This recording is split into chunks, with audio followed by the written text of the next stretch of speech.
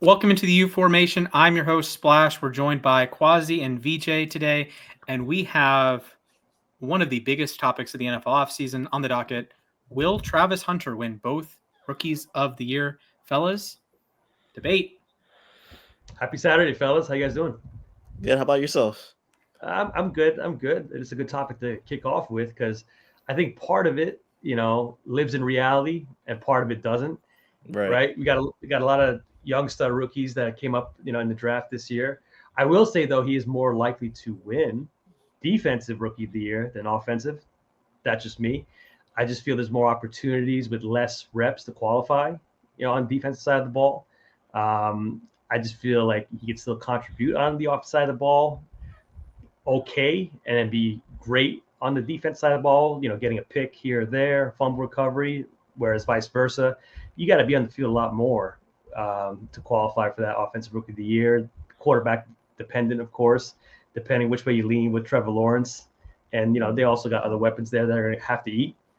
For me, it's going to have to lean. If he is going to win one, it's defensive side of the ball.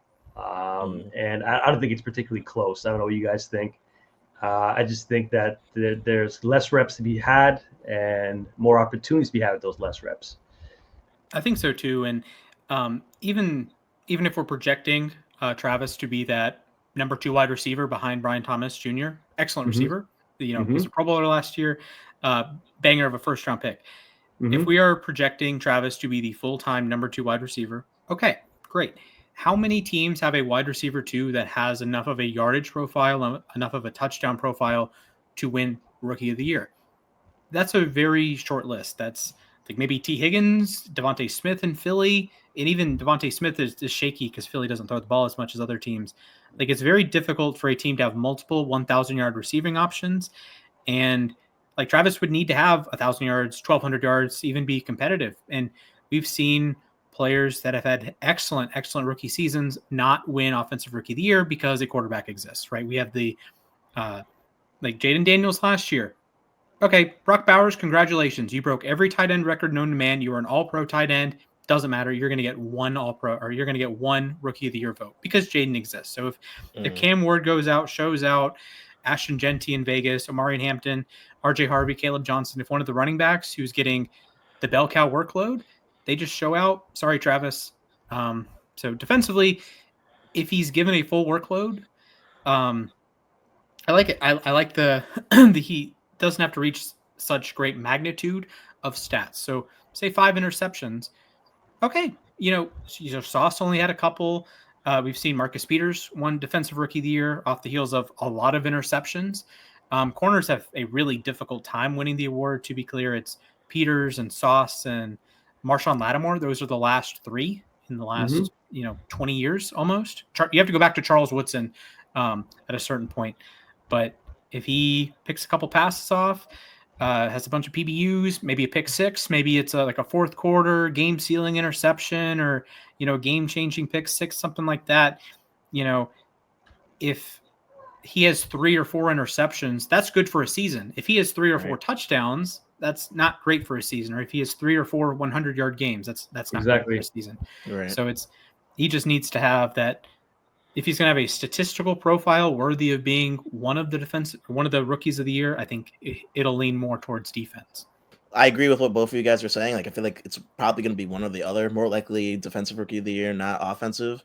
But I think you also have to realize, like, with the industry that we're all in, it's like, I think for the story, I think for the excitement, for the hype that's building up, if he's able to, like, not even just, like, not necessarily elite rookie numbers, but if he's able to, like, show on both sides, like, really, really good, I can see a world where they just give him both. And as much as that would be, like, unprecedented on, like, almost like every like other like accord, like especially considering all the like amazing like offensive talent that we have in this draft that just came by, it's like I feel like because he just has that like all that stuff about him, like I could see it in my head already, like, oh, first NFL rookie to win like both, like they would eat it up, they would love it, it would make them money, it would make the Jags money, it would make all this, like it would just create that much like attention to the game, the same way that like when like I don't want to compare like the two sports, but like when you go to baseball, you look at Ohtani, it's like it just brought that much more eyes to be like, wow, like we've never seen this be done before. A guy that can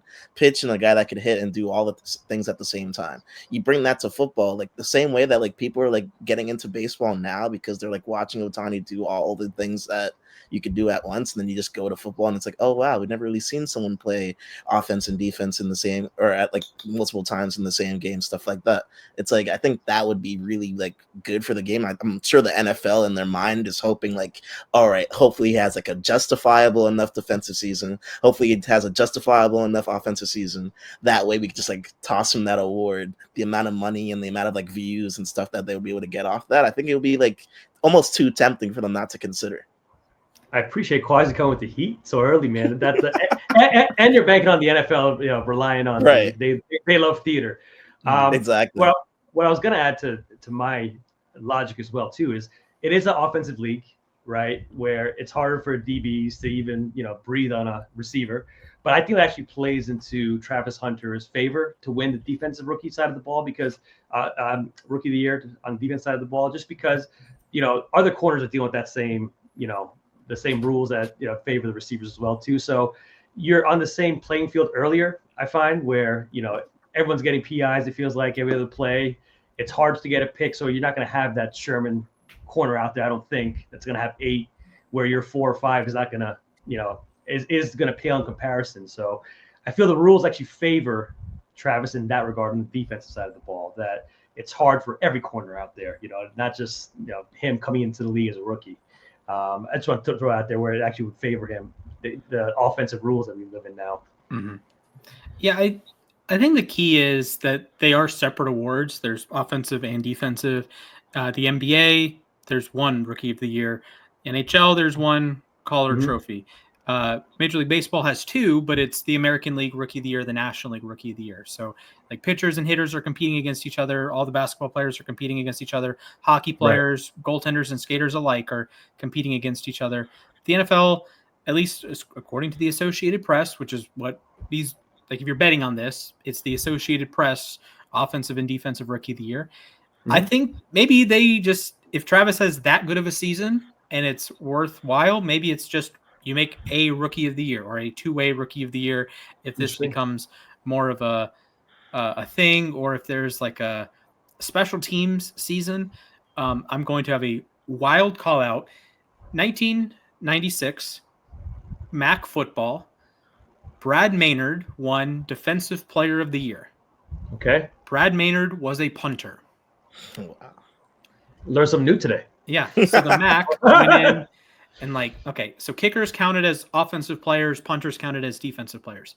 The MAC said probably not a great idea, so they have a separate award, like the MAC Player of the Year. So Maynard would have won the MAC Player of the Year, but not been competing against, defensive tackles and linebackers for Defensive Player of the Year. So maybe there's if Travis is like a B+ receiver and a B+ corner, then maybe you make an award, or maybe it's like a flex position. We've added flex positions to all pro teams in recent years.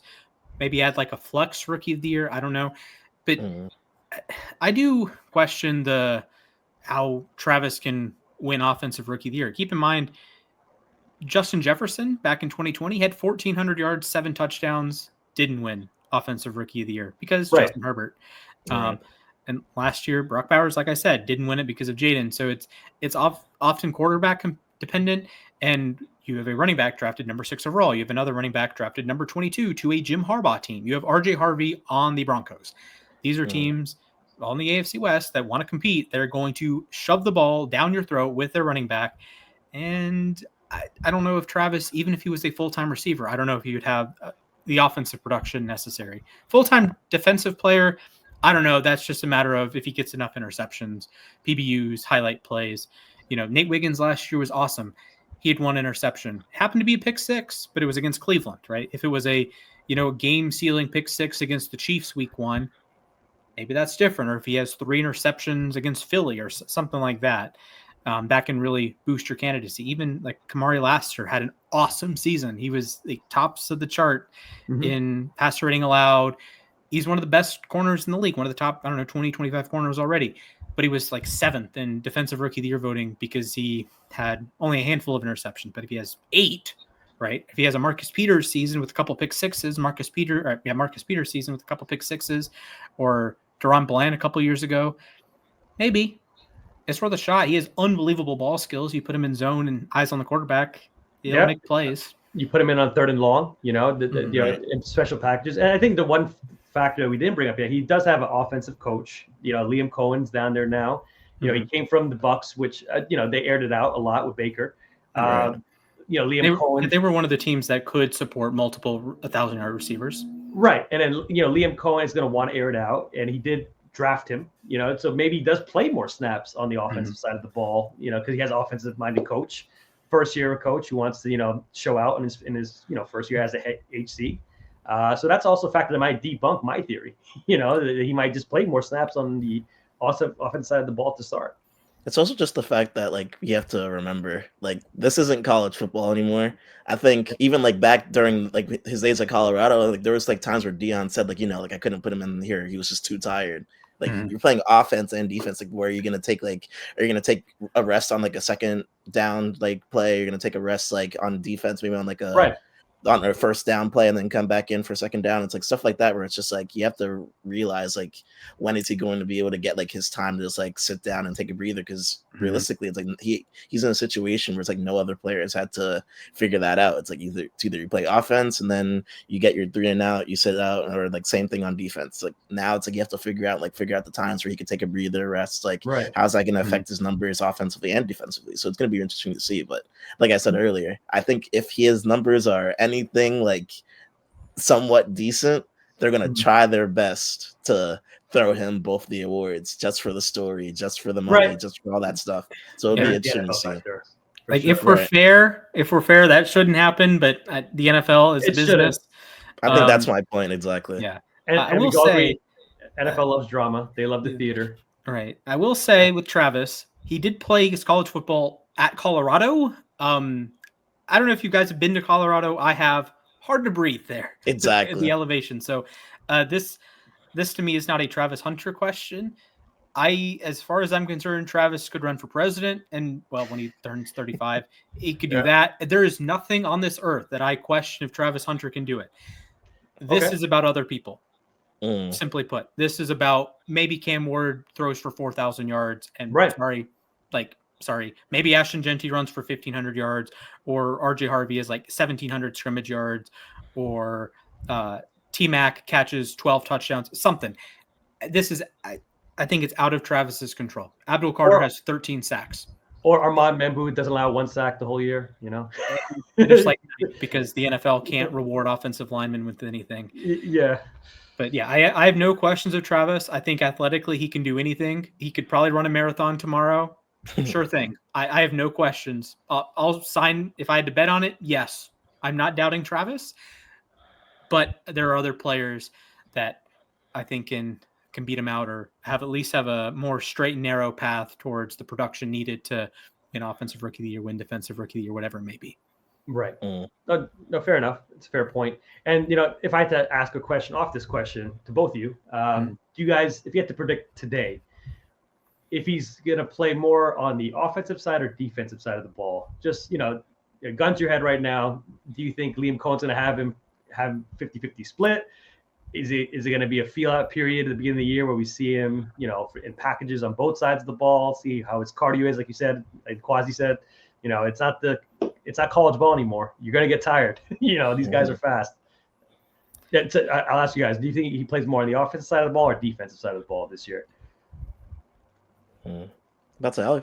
I get gun to my head. I would probably say he plays more on offense. I just feel that most of the things that the Jaguars need revolve around Trevor Lawrence just being able to like be good and have like as many weapons as possible. So it's like having Travis Hunter out there with all the other things that they already have, and then obviously they have a new coach that is just like people claim like, oh, he fixed Baker Mayfield, he fixed this, he fixed that. It's like now we'll see if he's able to like as a head coach go to Jacksonville and be able to fix, and I say that in air quotes just because some people will say like, it's just like rest situation, but we'll say fix Trevor Lawrence.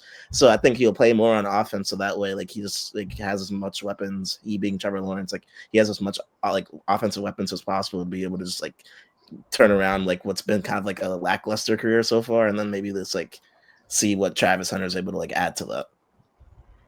Yeah, fix it at Trevor Lawrence, who was once touted to be a generational talent, right? Let's see if he can get that out of him, Right. The next Peyton Manning, we all heard back in the exactly. day.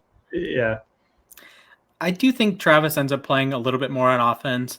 He's their wide receiver 2. Wide receiver 2 is going to be on the field most of the time. And you can cycle through the other names in that receiver room, of course, the Parker Washington. Watch out. Fantasy football, watch out. Yeah. Defensively, I think he'll be more of a matchup guy. I don't want, as good as Travis is, I don't want him on the field on 1st and 10. Because if you're in offense, you're just going to run right at Travis Hunter. Right. Even in college, he wasn't a great tackler. He forces the occasional fumble, so he's not like a zero or a bad run defense player. But he's the guy that if you're in that division, if you're Shane Steichen or you are the replacement for Bobby Slowick in Houston, I'm blanking on the name. If you're Brian Callahan in Tennessee, run at 12. Especially if he's on the field, just run at 12. Just check from a pass play to a run play, run at 12. Make him work, right? Exactly. I know Travis Kelce. Make him tackle. Yeah. A different Travis Kelce went viral saying, yeah, you just send a guy on 9 routes against Travis the whole game. That's not how you do it. You break his spirit. You run at him 50 times and say, tackle me. Force a fumble. Right. Fair enough. Fair play to you. Make 10 tackles today. Right. Be physical. Jonathan Taylor. Tackle Jonathan Taylor. Tackle Tajay Spears, Tony Pollard. Tackle Joe Mixon, Nick Chubb. Tackle them. So I think he plays more on offense. I would be, if I were deploying Travis, he would be my wide receiver 2, and then he would be like a dime backer for like zone situations, heavy lean towards the pass, as like the 5th or 6th DB. Saints fans may remember PJ Williams. Just eyes on the quarterback as the ball vacuum over the middle. I think he'd be a great safety. If you don't want him, the same exact thing. If you don't want him running around playing corner, play as the free safety, play the freelance, just freelance in the middle of the field. Freelance. You can play all over the place in the traditional star role, that apex defender, overhang defender, I don't want to say Kyle Hamilton role because they're different players, but the Kyle Hamilton role, the JOK role in Cleveland when he's healthy, just put him around the ball and maximize what he can do, because he's going to put the ball back in Trevor Lawrence's hands. That's what he's there for. It's not to be a Sauce Gardner or be a PS2 or be a Stingley lock you up type. It's I am taking the football away from you. That's Travis Hunter's job. And then I'm going to go put it in the end zone on the other side. I'm going to find the ball in defense and then put it in the end zone on offense. Yeah. Exactly. All right. Yeah, I think. Sorry. I do have one question, then we can move to a different topic. Does Travis have more touchdowns, offensive, defensive, doesn't matter, touchdowns or interceptions? For me, it's interceptions. That's an easy one. Now, and my Travis take, I guess, is twofold. To answer this immediate question, he is, for me, still more likely to win defensive rookie of the year than offensive. I think down the line, I know this is, the getting off topic a bit, I think he'll end up being a full-time offensive player by his 2nd or 3rd year. If Liam Cohen is still there and the way the league is, he's more beneficial to you. You get more out of him on the offense side of the ball. But for this year, I definitely 1,000% believe it'll be more interceptions than touchdowns, and that's also based on the weapons that Jacksonville has. They have Brian Thomas. They got a run game that should be decent, and just the way I think he'll be like a chess piece this year, where they're going to still be filling him out. I don't think he's going to be on the field as much offensively as he will be in his 2nd year. So for this year, more INTs for me. Okay, Kwasi? I think I agree with the interceptions, like more interceptions, but maybe for a different reason. I just feel like on offense, like I say, I don't know how much they're going to use him like in that offense in terms of like being able to like compared to like all like, because this is again about Trevor Lawrence and how well he performs. If Trevor Lawrence is not able to get him the ball, then we're going to have a totally different issue on our hands. But on defense, that's all on Travis Hunter for the most part. Like, obviously, the ball has to get thrown in his like general direction, but like, you know, that's him himself. Like, I feel like I could back him getting more interceptions than hopefully like the offense on the Jags works out, but we'll see. That has yet to be seen. For defense, we've seen what he could do in college. I feel like he could find the ball and he'll be able to grab interceptions. So like as of right now, I'd probably say he'll get more interceptions. Right. I have a nuanced take here. I think he has more touchdowns, but the relative amount is going to be more impressive for his interception total than his touchdown total. Okay. So what I mean is he might have 5 touchdowns and 4 interceptions. Well, 4 interceptions could be like 8th in the league or something. Well, 5 touchdowns might be 4th on the Jags. Right. So that's my sort of scale, my magnitude concern here. So I think he ends up with more touchdowns. So receiving touchdowns, maybe you get him a rushing touchdown. I don't know, something funky. You know, like a backwards pass and end around. Yeah, something fun. Right. And then he has the ball skills and the receiver skills to score defensive touchdowns. But maybe you tack on a pick 6. So maybe it's 5 receiving touchdowns, 3 or 4 interceptions, and a pick 6. And that 3 or 4 interceptions total is more impressive than six touchdowns, right? Rashad Bateman had like 9 touchdowns last year. Okay. And Mark Andrews had 11 touchdowns last year, but you don't notice these things. But then if you have a guy with 8 interceptions, that's Kirby Joseph, Xavier McKinney. Those are leading the league, but 11 touchdowns isn't even close to leading the league. So there's my. So I think he ends up with more touchdowns. More touchdowns, but a relative amount in INT. Yeah, that makes sense. Yeah, it's sort of like the, not to go on the Cam Ward bit again, but Cam Ward is going to throw for at least 2,000 yards. As good as Genty, as good as Hampton, as good as T-Mac, Hunter, whomever, they're not going to have 2,000 yards. Right. So Ward, just being a quarterback, is going to pass for a larger volume, a bigger magnitude. You know, the passing record's 5,400, the rushing record's 2,100, the receiving record's 1,900, right? So it's just like a scale thing. Right. So just to tie a bow on this, boys, if we had to pick one, right? We're not saying he's going to win either, or I think under where Kwasi is going to lean, but if he was to win one or both, I will say he's still more likely to win Defensive Rookie of the Year, just based on the way the league is, the way that you don't have to, like you were saying just now, Ryan, you know, you could have 4 interceptions and be top of the league, you know, which, you know, 5 might have you at the most interceptions, you know, at any given year. Whereas if he has 5 touchdowns, he could still be, you know, a bottom tier receiver, you know, stats wise anyway. For me, he's Defensive Rookie of the Year, and that might actually be a real possibility just based on what we saw from college. That's my not so hot take, I guess.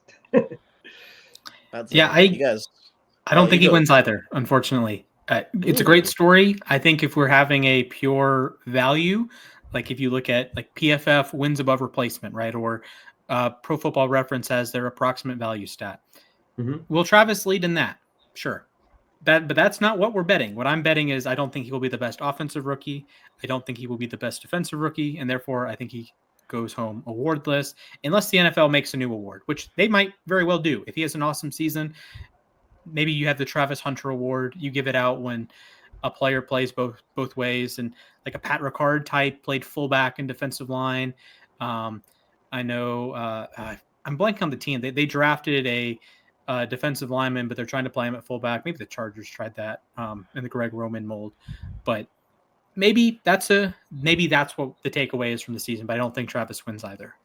Okay. I think obviously for me, like if I had to choose one that he's more likely to win, I would agree with Vijay. I think Defensive Player of the Year, but I think that if he has a decent offensive season, they're just gonna throw him both. And I just don't. It's not because like when you look at the awards themselves, I think what they're gonna say, like the NFL or like whoever, like the media, whoever votes on this stuff, you know, they're gonna say because he did both at the same time, his offensive numbers hold like a certain more weight than the other offensive players that only had to play offense. Do I agree with that? I'm not saying that I do, but I think that that's what the story is going to turn into. It's like, yes, maybe he didn't have as many touchdowns as this person, and yes, he didn't have as many yards as this person, but because he had to do that on top of playing defense, it's almost like, oh, if he would have just had to play offense, his numbers would have been better, and that's why he deserves to win. It's like I could totally see it because like Splash is saying, it's like if they create an award just for Travis, then that would solve the problem.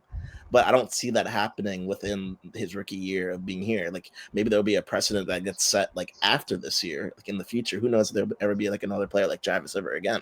But I think that what they're gonna end up doing, just for like the story, and like I hate stories personally. Like I don't like it when people just go like, oh, like it makes like I don't, not to bring up basketball, like Russell Westbrook MVP, even though like his like team is like bottom, like or like one of the lower playoff teams, but like triple double number of stuff like that, like things like that. Where just because like you have a good story does not mean that like it's supposed to result in like talented players that are more than deserving not getting awards. But I do think that the way that this business is run, and I do think that the way that the NFL works, they're going to eat it up. They're going to love it if he just has a decent offensive season, if he has a good defensive season, and then just throw him both the awards. And then now you have a whole new thing of the first player to win both defensive and offensive rookie of the year. So I do think that if I had to put money on it, I think he might actually win both. Not too much money now. I'm not going to mortgage the house, but I think I would put something on it, and then there'll be some surprise. Hey, man. Yeah, does love a good story. I'll agree there. Yeah, that's fair. If we are fair about it and we don't, if we just say Travis Hunter wide receiver and we're like have our blinders on and we don't see he also plays DB. I don't think they could do it though. Yeah. I just it's don't like think how Shohei Ohtani, if you play fantasy baseball, sometimes he's drafted as just a DH only and a pitcher only. I think Yahoo has it separate, but ESPN, you draft one Shohei. So you have him in your lineup and you can move him from like your utility spot. And then when he pitches, you move him to your pitcher spot and you move him back and forth. Well, if we are fair and it's wide receiver Travis is one entity and DB Travis is a different entity, I don't think so. But if their voters are human, they will include things like, say, when Odell missed the first 4 games of 2014. He gets a little bit of bonus credit. Oh, he had like 1,400 yards in 12 games, right? If he's, Travis, he had 800 yards, but remember, he's an all-pro DB. That can be some bonus points for some voters, maybe not others. So this is just are the voters going to be fair, quote unquote, or are they going to go for the storyline? My only pushback to Kwasi would be is how decent of an offensive year would he have to surpass like a Tyler Warren having a great year, like a Brock Bowers year, or a Mason Taylor, football guy. I think that becomes the question where it's like you just don't know. Yeah, like we spoke earlier about like the touchdown to interception ratio, like how many defensive or how many interceptions will you have compared to like his offensive touchdowns. It's like he just I don't know what decent means. I think that's the issue where it's just like that's gonna become the story across the entirety of the season. Like, is Travis serviceable on offense? Is he a player that like doesn't drop the ball too much? Can he just like get yards after the catch, stuff like that? Like, is he decent? And then like on defense, if he puts up like 4 or 5 interceptions, then the story's in line. It's there.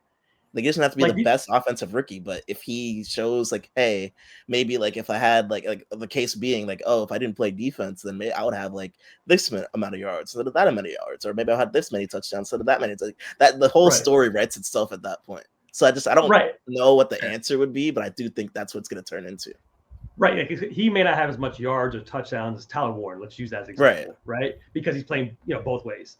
But how decent would his offensive input have to be for the NFL, the voters to look past? All right, he has less touchdowns than Tyler by half, but because I'd say like maybe like Splash was saying earlier, like he was saying like, or I was gonna do letters, so it's like Splash was saying earlier, like a B defense. Like I'm gonna say if he has like a B+ to A- defensive like rookie of the year season, but then he has like a B to B- offensive rookie of the year season, there's a chance that they throw him both awards. That's what I say. Like, I think if he's able to like show like competency on offense, but then on defense he's like this like really really good like somewhat elite defensive like rookie player, then they'll be like, oh, because you were such a good defender, you were only this on offense because you like had to play defense. So I think that's how like the things work out in terms of numbers. It's like I really like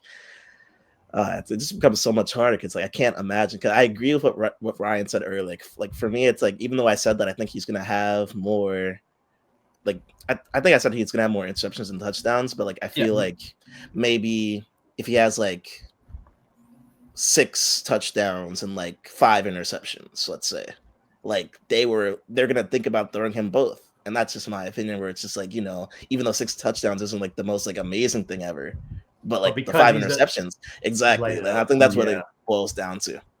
No, that's fair. And I think if you like, I look at it is if you combine, say, last year, if you combine Marvin Harrison, like 800 yards, couple touchdowns, and one of the corners. So you can take Laster, you can take Wiggins, you can take one of the Eagles guys, DeJean or Mitchell.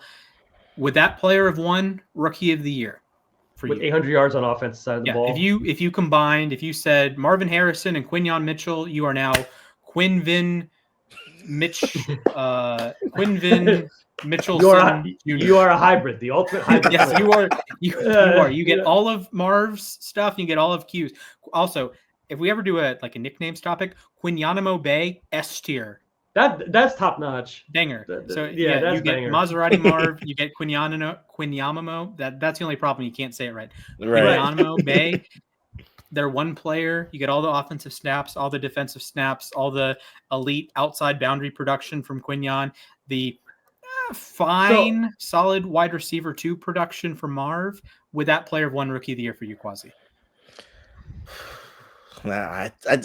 I feel like that becomes a topic of story rather than stats. I think that's the issue, where it's like I feel like if I'm talking statistically, if I'm being a fair voter, I would say no. But because like the context of like no one's ever done this before, like maybe like he's like his numbers would have been better if he would have done one or the other, stuff like that. Like all those other things are gonna start to like, to me as a voter, I would try to be as fair as possible. You can only speak for certain people in the media and the NFL, like who knows what they're gonna do. But I do think that if you look at it from like a all around like story and stats perspective, I think that they probably would have thrown them that Rookie of the Year for both. Okay, fair enough. All right. And like Splash said earlier too, it really depends on people, right? Like who are and I think exactly. Who are you, like which rookie offensive receiver, are you, wide receiver, are you not electing as offensive Rookie of the Year because of Travis Hunter's two-way play, right? Are you shafting a guy that has 1,200 yards and 10 touchdowns, and you know what I mean? And all of this becomes a moot point if the Titans make the playoffs with Cam Warner, or heaven forbid the Saints make it with Tyler Shuck or Shador starts and we get the Shador and they go crazy. Okay, fair enough. Or Genty runs for 2,000 yards or Hampton runs for 2,000 yards, whatever it may be. So it all might be a moot point, but I get what Kwasi you're saying, that the narrative can overwhelm. I do think if we're being honest voters, unlikely. But fair enough, the narrative can take control. Yeah. And if he becomes Hunter Island, and I won't let him steal that because that's stay for one corner. If he's Hunter Island, then this becomes a moot point as well. Leave him out there. Yeah, Hunter Island would be crazy. Hunter Island. Do you guys think he's gonna perform well on both sides though? Like is there gonna be like a moment where they just go like, you know what, you're not good on offense, strictly play defense, or like vice versa? Do you think he's gonna be like decent on both, or do you think there's a chance like maybe like he's not good on one or the other, and at the NFL level anyway? Can I see him initially getting burnt for some touchdowns in the beginning of the year? Yeah. Depending on the receiver he's lined up against. Yeah, I can see that. I have high faith that he'll be at least a top 50 receiver this year. Nothing too crazy. Like I'm talking, I don't know, you're maybe not as good as like the Pickens group, like, but maybe like, is he going to be better than Rashad Bateman this year? Like a wide receiver 2, like a top half wide receiver 2. I think that's a fair place to be. Is he going to be better than former Jag Christian Kirk? Yeah, I think that's a fair take. Is he going to be better than like Tutu Atwell? Tutu is more of a 3 now, but point stands. Is he going to be better than Vegas's number 2? Yes. Is he going to be better than like a Cortland Sutton? Maybe. I think he'll be like somewhere between wide receiver 30 and wide receiver 50. That's a pretty big group, I know, but that's a lot of different receivers, a lot of different types of receivers, your slots, your speed guys, your deep threats, your route runners, all sorts. So I have high faith he'll be there. defensive back that's just so volatile that I think he'll have a couple interceptions. I think he'll have a couple, get mossed or miss a tackle because he is a little bit more of a slight frame corner. This isn't like a Brandon Browner type. Or you guys have seen the kid at LSU that's like 6'5" playing corner. There are I've seen like corners clips out there. Yeah, he is a mutant playing defensive back. So the LSU guys, whoo boy, they make some athletes. But yeah, I think Travis will have. I'm confident he'll be a good wide receiver.